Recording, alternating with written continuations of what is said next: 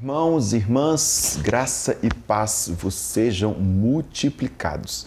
É uma alegria muito grande estar aqui falando com vocês. Vamos para a lição 2, despertamento espiritual, um milagre.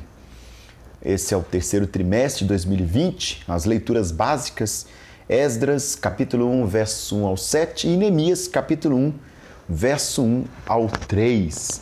A introdução dessa lição, nós estudaremos sobre o que significa o termo despertamento exegeticamente e biblicamente. Destacaremos também as características que apontam para a necessidade dessa renovação espiritual. E vamos elencar a razão pela qual podemos considerar o despertamento espiritual como um milagre. E por fim, vamos pontuar alguns resultados deste milagre de Deus. Não deixa de se inscrever em nosso canal, fica com a gente. Eu sou o professor Daniel Ramos, clica no sininho e a gente vai partilhando um pouco da palavra maravilhosa de Deus. Você que é professor e professora, Deus abençoe a sua classe de Escola Bíblica Dominical. Nós estamos numa lição onde a leitura da Escola Bíblica Dominical, a leitura da EBD, está literalmente especial. Tanto por causa do contexto que nós estamos vivendo, essa quarentena e pandemia de coronavírus, e também porque as salas são mistas, né? Jovens e adultos. Ponto primeiro, o que é despertamento espiritual? Definição exegética. O termo despertamento no Antigo Testamento advém de expressões como aikats, yur, que querem dizer respectivamente agitar, despertar, acordar, incitar, ser despertado, ficar de pé, estar entusiasmado, estar triunfante, agir como quem está acordado, estar ativo. No Novo Testamento, a palavra despertamento aparece como a tradução dos termos exbnizio, diegnero, eigero, que dizem respeito a acordar, despertar a mente, fazer ativo, fazer levantar, fazer nascer, em várias referências do Antigo Testamento, como por exemplo Romanos 13, verso 11 e Efésios 5, 14. A definição bíblica desta palavra, à luz das Escrituras, o despertamento espiritual faz alusão a mudanças no ânimo de uma pessoa, ou seja, no ânimo do cristão, no ânimo de alguém que quer ser despertado, né? Acentuado pelas coisas de Deus, evidentemente, como nós podemos ver em Colossenses capítulo 3, verso 1. Esse despertamento é por viver uma vida pautada na vontade do Senhor, ocorrendo uma verdadeira mudança interior demonstrada pela vida e vida prática. Não adianta só ter uma perspectiva não encarnada, né? Só litúrgica, mas também uma vida prática. Em relação à igreja, esse avivamento é a restauração do primeiro amor dos cristãos. O resultado? Resulta no despertamento, no arrependimento e na busca incessante pela palavra e a presença de Deus. Isso é um tema mais do que profundo, mais do que necessário para os dias que nós estamos vivendo hoje, né? Despertamento espiritual, as pessoas estão ociosas. Eu tenho visto até muitos pastores preocupados, né, por não fazer culto, temendo que as pessoas vão se despertar. Mas vamos continuar. A segunda parte da lição fala da necessidade de um despertamento espiritual. No ano 606 a.C., Nabucodonosor levou cativos judeus para a Babilônia. O cativeiro durou em torno de 70 anos, de 606 a 536 a.C. Você pode conferir isso em Jeremias 25, verso 12, capítulo 29, verso 10. Embora alguns, durante o exílio, tenham desfrutado de oportunidades destacadas como Daniel e seus amigos, que você pode conferir no próprio livro de Daniel, capítulo 1, verso 18 ao 21, capítulo 2, verso 48, o próprio capítulo 49, aliás, capítulo 2, verso 48 e 49, né? e por aí vai. Outros, porém, amargaram sérias dificuldades, caracterizando situações que apontam para a necessidade urgente de uma renovação espiritual, moral e material. Ou seja, a renovação ela é tridimensional, espiritual, moral e material. Uma pessoa cheia do Espírito Santo, concomitantemente, tem uma vida moral e uma vida material renovada. Pelo menos dentro da perspectiva que o autor nos apresenta. Ausência de entusiasmo. Vamos trabalhar esse tema agora.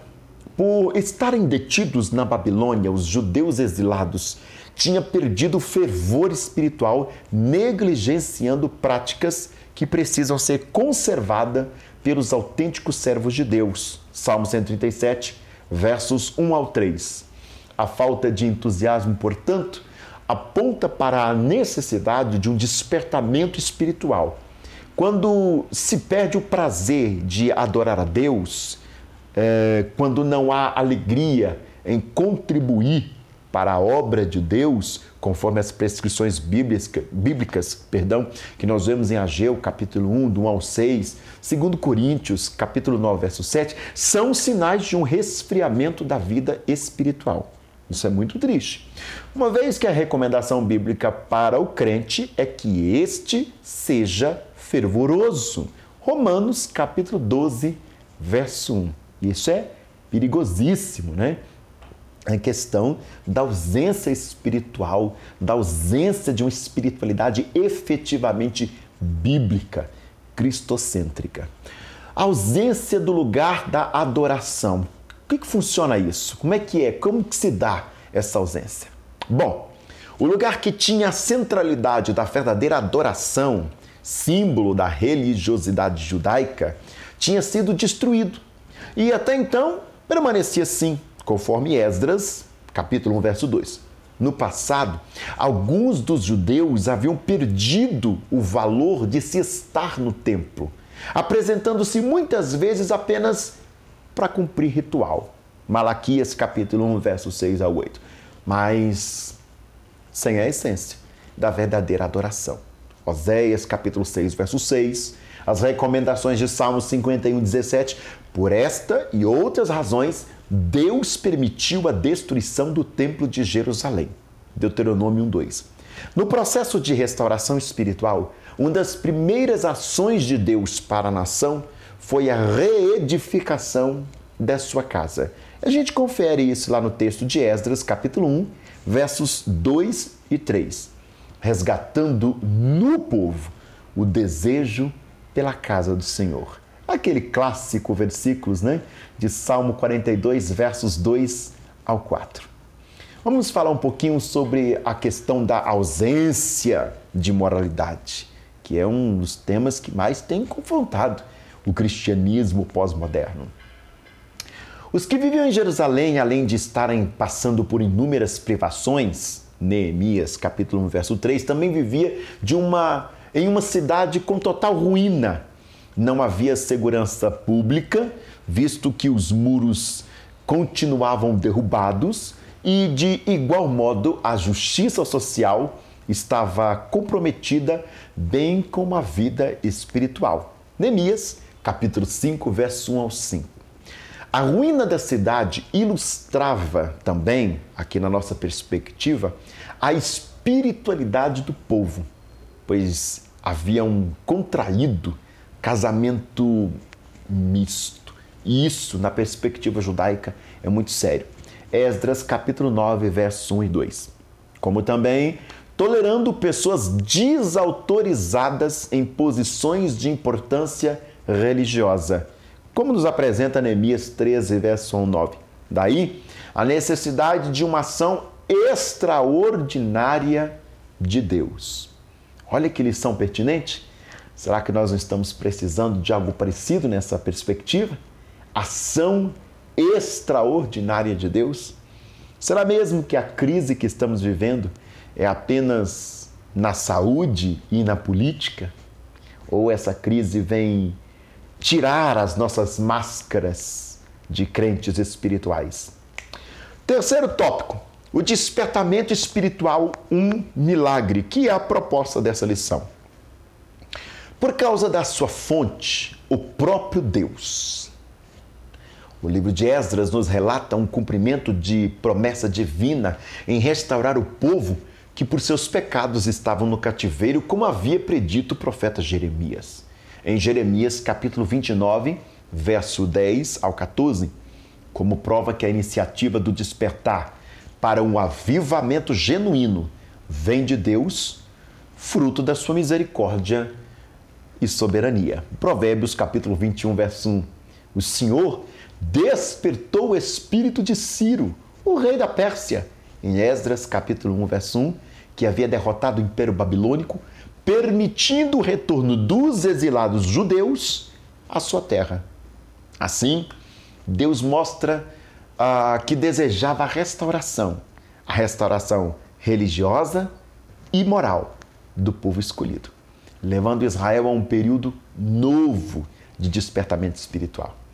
O que não é diferente, evidentemente, nos dias atuais, pois o Senhor deseja que cada crente, ou seja, eu e você, que estamos nesse vídeo, esteja constantemente avivado.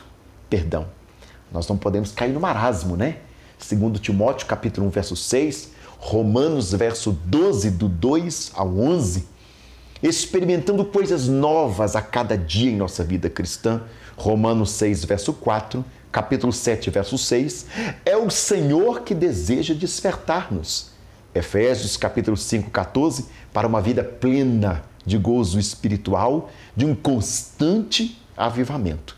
Romanos, capítulo 13, verso 11.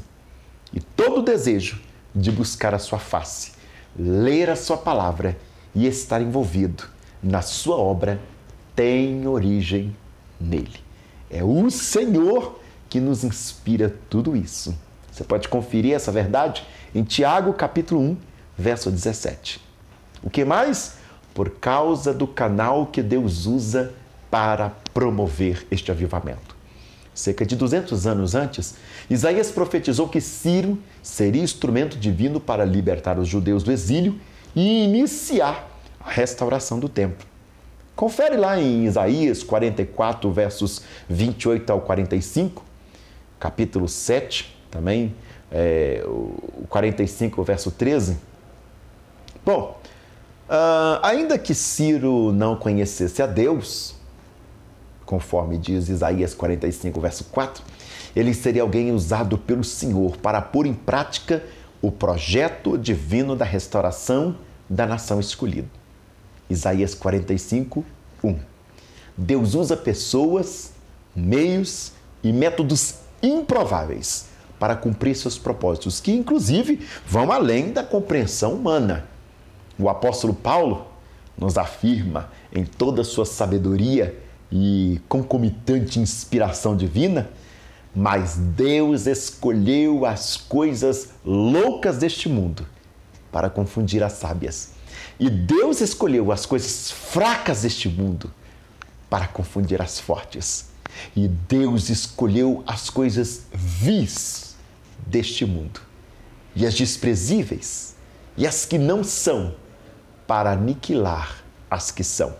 Para quê?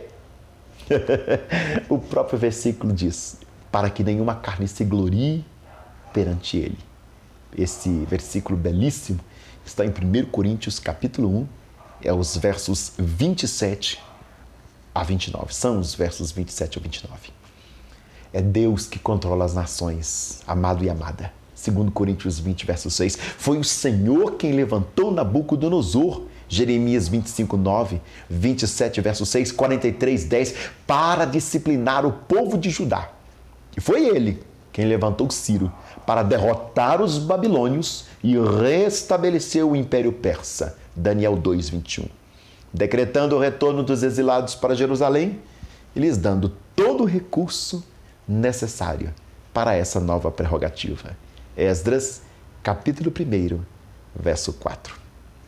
Lição maravilhosa, Dá gosto, eu fico maravilhado quando a CPAD nos traz uma lição recheada de informações contundentes, contextualizadas e atualizadas.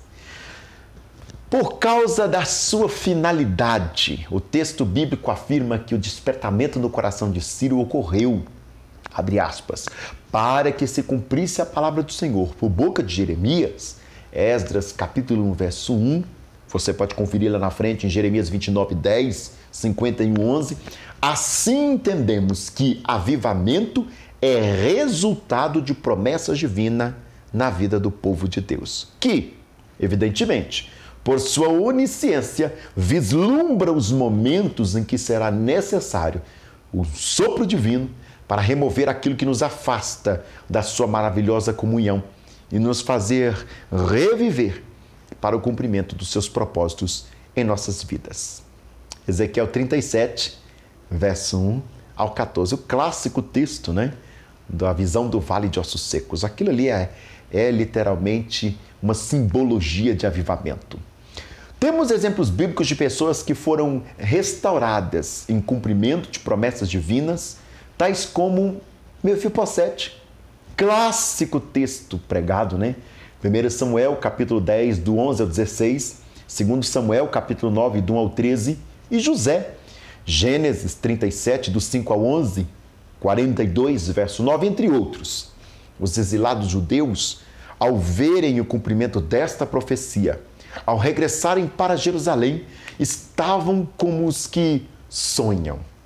Salmo 126, verso 1. Deus vela pela sua palavra. Oh, glória a Deus. Jeremias capítulo 1, versos 11 e 12. E ele é fiel para a cumprir.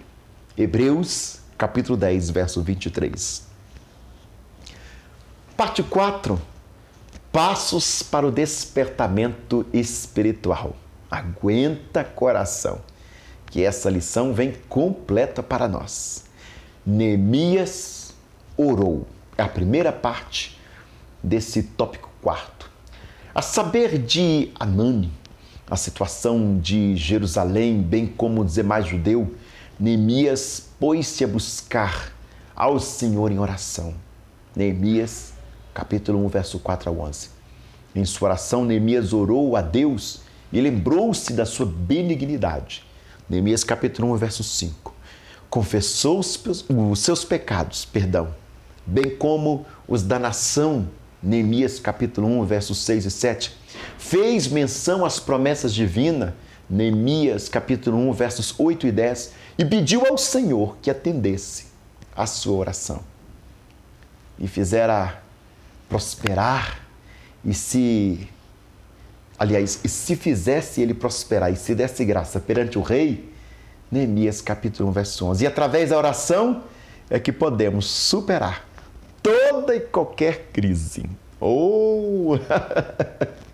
Foi isso que fez Abraão, Gênesis 20, 17, Isaac, em Gênesis 25, 41, o rei Josafá, clássica oração de rei Josafá, em 2 Crônicas, capítulo 20, versos 5 ao 12, Paulo e Silas, em Atos capítulo 16, verso 25 e outros tantos. O salmista Asaf disse: invoca-me no dia da sua angústia e eu te livrarei e tu me glorificarás. Salmo 50, verso 15. Além de orar, Neemias jejuou. O outro recurso espiritual usado por Neemias foi o labor do jejum. Neemias capítulo 1, verso 4. O jejum é uma abstinência parcial ou total de alimentos por um determinado período e propósito específicos, como nós podemos conferir lá no Evangelho que escreveu Mateus, capítulo 4, versos 1 e 2. O jejum bíblico não deve ser visto como penitência, e sim como sacrifício agradável a Deus.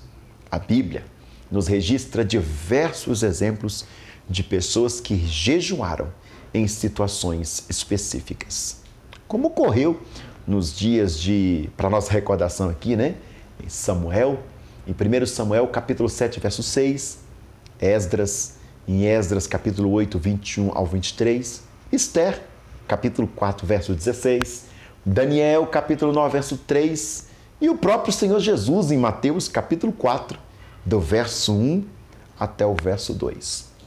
Ou seja, Neemias orou, e na sua oração tem confissão de pecados, tem tributação a Deus, tem promessa, e ele jejuou. Depois disso, Neemias confiou em Deus, que não adianta nada orar, mas não confiar no Senhor. Neemias era um homem de muita fé, ou podemos dizer de uma fé inabalável. Ele não temeu, mesmo em meio aos perigos e ameaças dos inimigos, que não eram poucos, e encorajou a outros a confiar em Deus. Certa ocasião ele disse: o Deus dos céus é o que nos fará prosperar. Neemias capítulo 2, verso 20. Em outra ocasião, disse aos magistrados e ao resto do povo: não os temais, lembrai-vos do Senhor, grande e terrível. Neemias capítulo 4, verso 14. Quanto ensinamento, não é mesmo? Neemias purificou-se, ou prontificou-se, a ir a Jerusalém. Quando o rei Artaxerxes percebeu o semblante triste de Neemias, perguntou-lhe a razão da sua tristeza. E quando Neemias relatou ao rei o motivo pelo qual estava triste, o rei perguntou-lhe: que me pedes? Que me pedes agora? Ele orou a Deus e disse ao rei: se é do agrado do rei, e se teu servo é aceito em tua presença, peço-te que me envies ajudar a cidade dos sepulcros dos meus pais, para que eu a reedifique. Olha que coisa linda a humildade de Neemias, em Neemias capítulo 2, verso 1 ao 5. Neemias nos ensina que em meio à crise não basta só orar, não. É preciso agir. Apesar de estar em uma situação bastante confortável lá no palácio, pois como copeiro do rei ele dispunha de segurança, alimentação, conforto, Neemias se dispõe a ir a Jerusalém para reedificar os muros das cidades. Neemias capítulo 2, verso 1 ao 5. Quantos de nós estamos dispostos a orar e imediatamente se prontificar a sair da zona de conforto para fazer o que Deus quer? Quem deseja um avivamento não pode ficar esperando passivamente, não. Isaías 44, 3. Mas, como Neemias, tomar a postura de ir em busca desse despertamento espiritual. Quanta lição, né, meu irmão, minha irmã? Vamos para a parte 5? Quinto tópico: resultados do despertamento espiritual. Já quero te pedir para curtir aí o vídeo e compartilhar para aquela pessoa que está precisando. Primeiro, o resultado do despertamento espiritual traz um genuíno avivamento que produz mudança de vida. Romanos capítulo 8, do 15 ao 17, capítulo 11, versos 1 ao 2, 2 Coríntios capítulo 5, versos 14 ao 17. O genuíno avivamento ilumina a mente, a razão com a palavra e com o espírito. Provérbios 3, 13, Colossenses 1, 9, Tiago 1, 5. O genuíno avivamento produz fruto do espírito. Gálatas capítulo 5, versos 16 ao 26. Efésios capítulo 5, verso 18. O genuíno avivamento abrange todo o ser da pessoa, não só uma parte dela. Jeremias 31, 31, 33, Ezequiel 36, do 25 ao 28, 1 Tessalonicenses capítulo 5, verso 23. O genuíno avivamento produz unidade cristã. 1 Coríntios 12, 4 ao 7, Atos 4 e 32. O genuíno avivamento tem uma oração como elemento fundamental. Romanos 12, verso 12, Colossenses 4, verso 2, 1 Timóteo 2, do 1 ao 2. O genuíno avivamento produz um autêntico quebrantamento. 1 Pedro 5, verso 6, Salmo 51, verso 112, Romanos 5, verso 1, Efésios 2, versos 16 ao 18. A conclusão desta belíssima lição: mesmo vivendo em dias difíceis e uma sociedade corrompida pelo pecado, Busquemos uma sincera e poderosa renovação do Senhor para as nossas vidas, pois um pleno avivamento é possível e também é real. Jeremias, capítulo 29, verso 13. Aqui embaixo do vídeo, eu gostaria de te pedir para colocar suas considerações a respeito da perspectiva de avivamento e até mesmo contar um testemunho, fica à vontade. E eu também vou colocar aqui embaixo as referências bibliográficas para a gente aprofundar mais sobre esse assunto. Deus abençoe a sua vida. Muito obrigado pela sua parceria.